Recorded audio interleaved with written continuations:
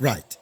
Um, According to Mendel's law of dominance, Gregor Mendel states that in his law of dominance, that when two homozygous organisms with contrasting characteristics are crossed, all the offsprings of the F1 generation will display the dominant trait. So that is the Mendel's law of dominance. Good evening, metric, wherever it may be. I want to believe that you're well, and it's the time again where we meet. We're going to be discussing now entering to lesson 4. And in lesson 4, we shall be talking about Mendel's laws. Mendel's laws. And we're also going to look at and the types of dominance. Also, the types of dominance. Yes, I'm correct. Types of dominance. Now, look, we are saying Mendel's laws and the types of dominance. This is going to be our primary discussion today. Okay, now, right. So, when we look at Mendel's laws, by the way, Gregor Mendel,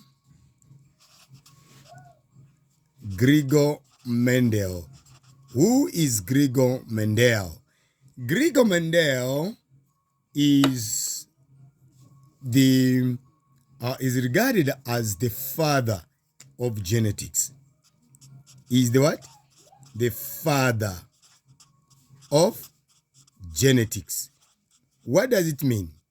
It means that the details of this information or theory, they go far back to one of the one of the known scientists by the name of Gregor Mendel, who is remembered from his various experiments that he performed, and therefore proposed the 3 principles of which we're going to be discussing in this lesson. Okay, now I've already stated the law of dominance that when two homozygous individuals that have contrasting characteristics are crossed together, all the individuals of the F1 generation will display the dominant trait. I'm sure by this time you are aware. I'm not going to write down this principle or law, but I would ask you to go through. Can you go and check through the textbook? I'm sure you will find it there. Right. Now, in this law called law of dominance, very easy to understand. What does Gregor Mendel tell us? Gregor Mendel tells us that, if you are to cross two contrasting characteristics, for example, if I have a homozygous individual who is dominant, homozygous dominant is crossed with a homozygous recessive. Now, what do we mean here? I guess you understand these terms this time around. Remember, homo, the word homo means same or identical. Homo, it means this side is the same and this other end is also the same. So what does it imply here? It implies that if I would have the homozygous, it can be maybe, say, a tall plant which is homozygous, where tall plant is represented, for example, say using the capital letter T. Then there's homozygous recessive, meaning we use the same letter, but this time it will be small letter T. Let's look at this here. If we are to do a genetic cross, this genetic cross would give us as follows. Remember, when you're doing genetic cross, we always begin with the P1 generation. Right. Now, let's look at this here. We have the P1 generation, which has the phenotype. Remember the generic explanation of the genetic cross. You must remember to write that format. Very important. So here you're going to have the genotype, right? Then you're going to have meiosis in that order. Then meiosis leads into the formation of gametes. After meiosis, meaning you're going to have what? Gametes. Then gametes paves a leeway for what? For fertilization. Then thereafter, we're going to have the F1 generation, which is going to give us the genotype. Then we're going to have the phenotype. Right. Very important. So now here is the situation whereby we have a genetic cross. Now remember, P1 goes with F1, then meiosis goes with fertilization. You have already 2 marks in this case when doing this. Right. Now let's look at this cross now. How will it be?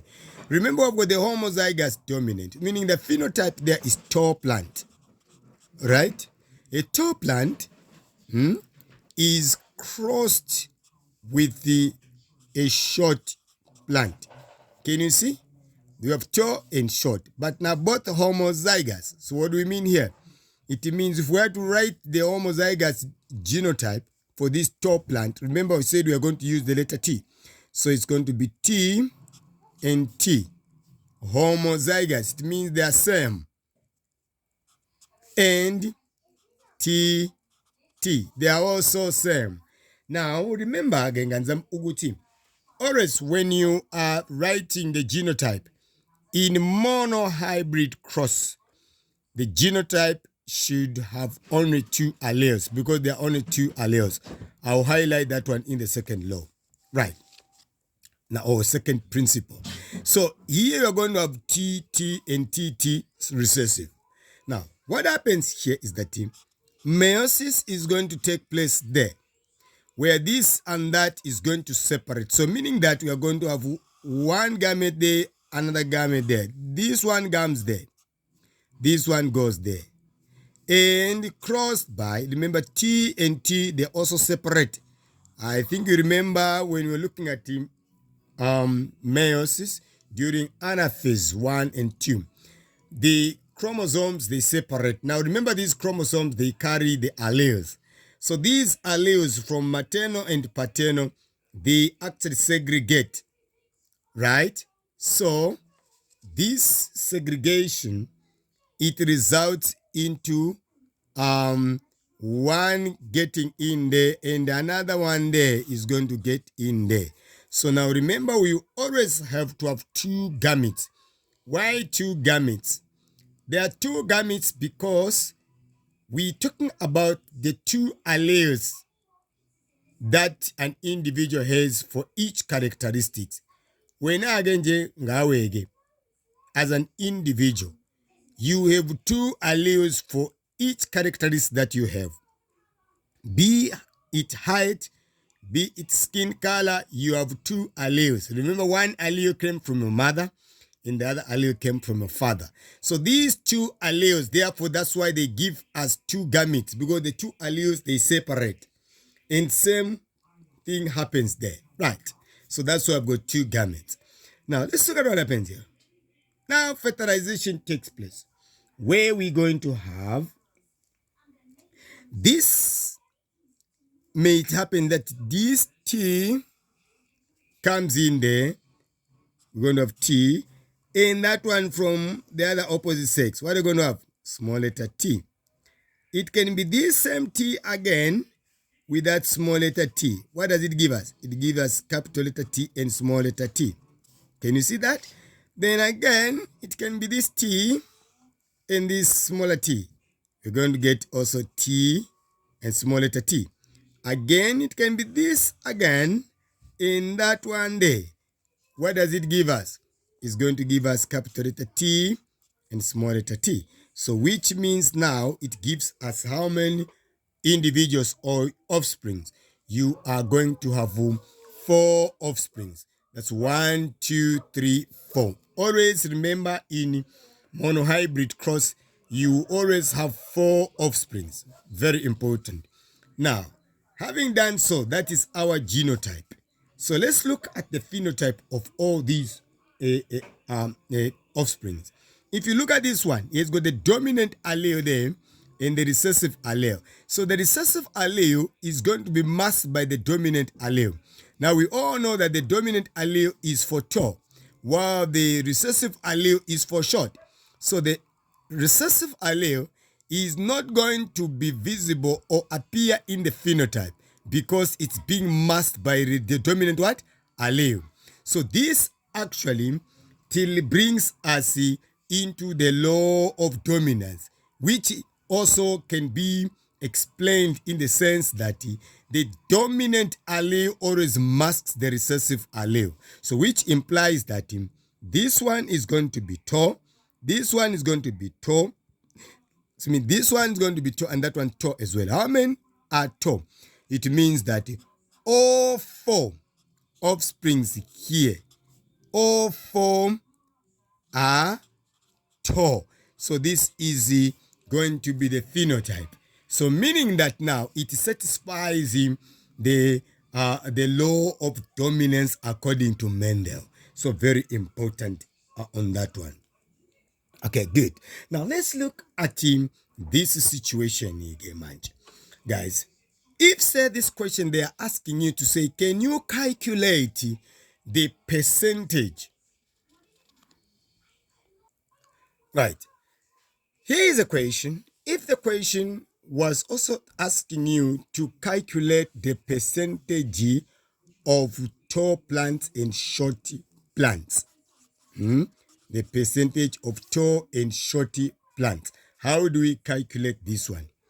Now, remember that when you are calculating percentage, you need to know to say how many are tall. Let's go back to this question again. Here, how many did we get that are tall? As you can see, all 4 are tall. So which means that we have 4 offsprings that are tall. How many are they, all of them? You can see that there are 4, isn't it? So we are going to multiply by what? By 100, of which is going to give you what? 100%. I guess it is very clear in that one. Now, say if the question says, now I say short plants. Same way, percentage of, remember this 100% tall. Then we want to calculate the percentages of short. This one is tall, this one is short. How do we actually resolve this one? You're going to say, we have how many are short in this previous example? In this example, there is no short here.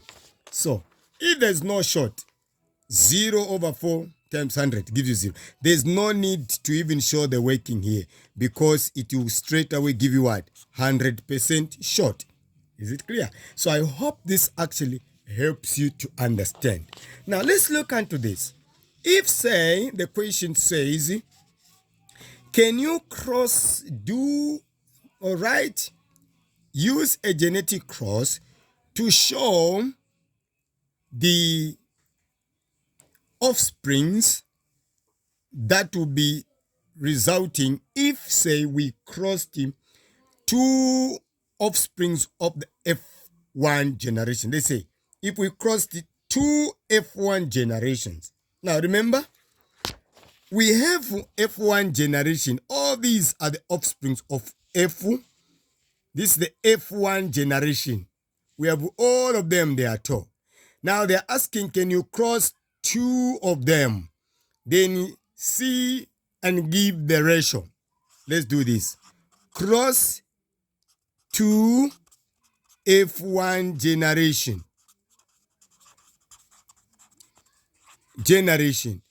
Then we get the phenotype.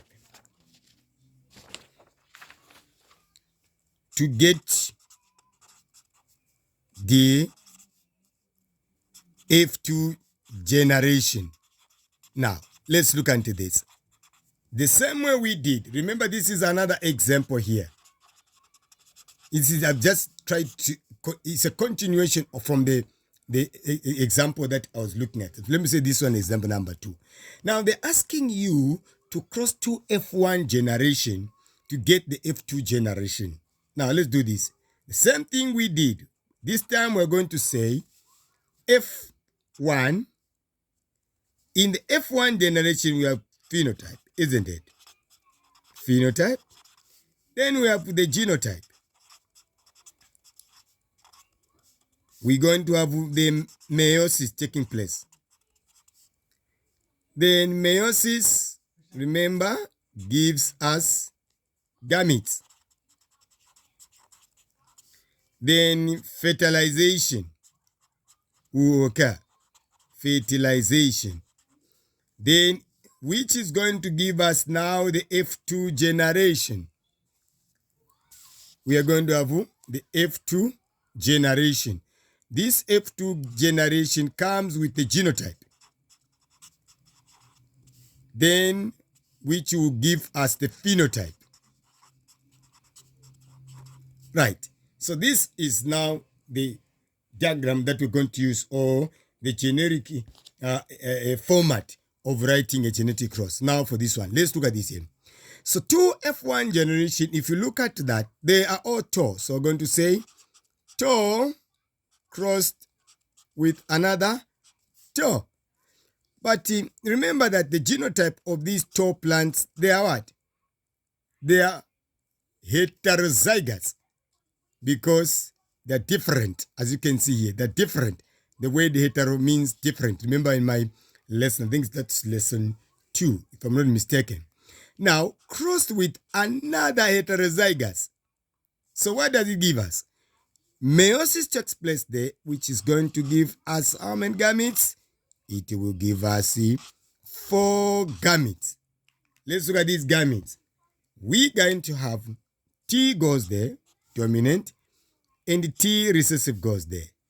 T dominant goes there, T recessive goes there. So we have got how many gametes? 4 gametes. Now we might be wondering, so why am I circling? Well, if you want, you can't circle them, you can just write them, but you must write them away from each other. But you must include a comma in between each of the two. Why? Because it shows that meiosis has taken place and these two alleles have separated. Now, if you don't actually include the comma there and they are close, one would think that the two are still together.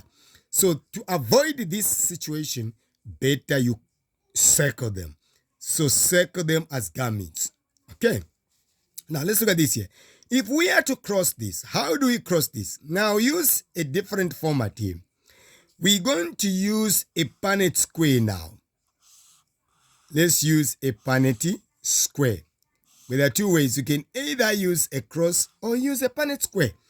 Very easy. Punnett square has got 3 boxes horizontal and 3, so vertical 3 and the horizontal 3. So it's a 3 by 3. In how many boxes do you have squares do you going to have? You're going to have 9 of them. Then here we will have the gametes. We are going to have what? The gametes there. So let's see what we have. So it means that now, if you are to cross this, we are going to take this one and that one. We'll put them there. This one goes there. Right? These two, they come there, horizontal. This one comes there. This one goes there. Can you see that? This is how you do it. Then we are crossing now. This one goes with that one. What do you have? When you get this one and cross this T and T, it's going to be T dominant and T dominant. T dominant again crossed with T recessive. You're going to have T dominant and T recessive. Then you come down again, you have T recessive and T dominant. You are not going to write T recessive because recessive allele is always dominant. However, though it's correct, but it makes much more sense if you are going to write T dominant first. Then you write the small T there. Then what do we have? You are going to have again T and T. T recessive, T recessive. You are going to have two T recessive. So what do we have here in our genotype? Now check here, check here. We're going to pick this now. This is what we're going to pick, and we're going to write the genotype. Can you see that? So meaning that we're going to have T dominant and T dominant. By the way, this one goes there. T dominant and T dominant, sorry. Then this one, T dominant, T recessive. And the T dominant, T recessive. Now you see that there are two here which are the same. So you just write 2 because there are 2 of them there. I guess it makes sense there. Then you have got 1 T recessive, 1 T recessive, 1 T recessive. So this gives us how many altogether? We got 1, we got 2 here. 1 plus 2 is 3 plus 1. It gives us 4. So what is the phenotype of this one? Tall. And what's the phenotype of these 2?